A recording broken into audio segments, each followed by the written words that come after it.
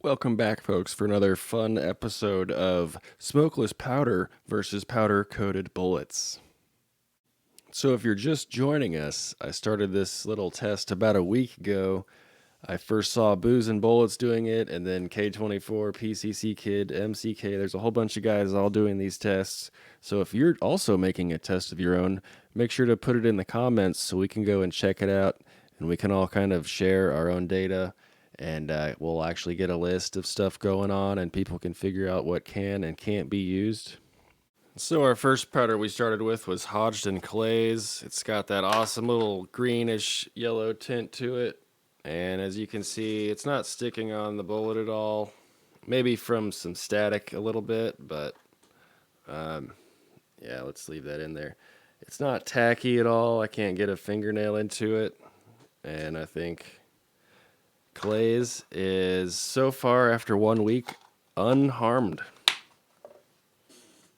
Next on our list was Hodgdon Trailboss, everyone's favorite cowboy action donut loading. Again, it looks like it's not sticking at all to the bullet. The only thing sticking is the static from the Tupperware. This looks absolutely fine. I can't get a nail into it. Not tacky or sticky at all. So, Trailboss is also in the clear after a week.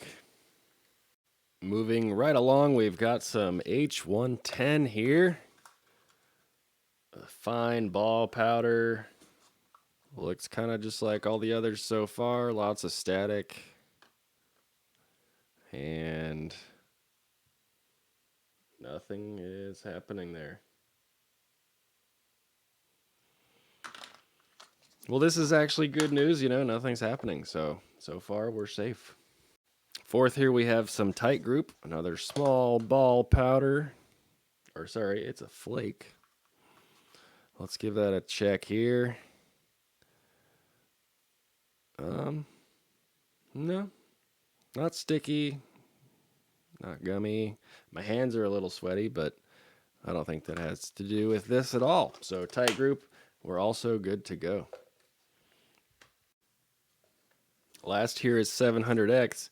You'll actually remember in the last video I mentioned I've had some of this loaded up, so maybe we'll get a look into the future here. After a week, yep, it's totally fine.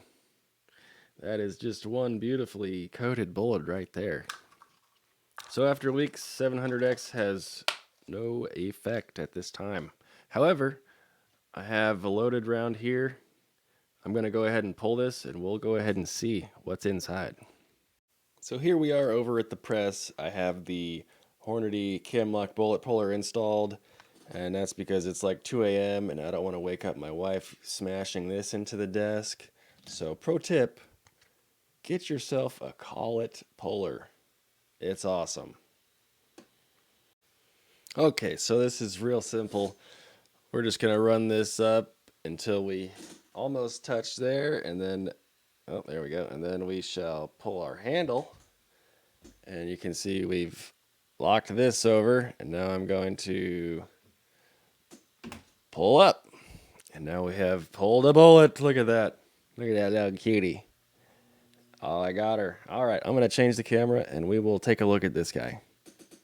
So here we can see this is when I made this box of ammo here. We've got our case here with some 700X. Doesn't seem to be anything out of the ordinary. And okay, we'll just leave that there for now. Here's our bullet. You can see it's all mangled because I squeezed the hell out of it with the collet, but that's not what we're here for. We're here to check out this feller. So right now, today is January 13th, I believe. This is roughly almost 4 months old. It's been sitting in there, and it looks totally fine to me. A little scraping there from it being seated, but nothing else. I think 700X is good to go. Okay, so here we are. We've determined that approximately 4 months of 700X has no effect on our powder-coated bullet. So I'm going to go ahead and dump that into my, dump jar here. And we're going to try a double-based powder. We're going to go with CFE 223 because rumors are it's the nitroglycerin in the double base powders that cause some of the reactions to occur with certain powder coatings. So I'll go ahead and get that filled up and relabeled. We'll throw a bullet in there with the date on it, and I'll be back with you here in a second. So we've got our CFE 223 here.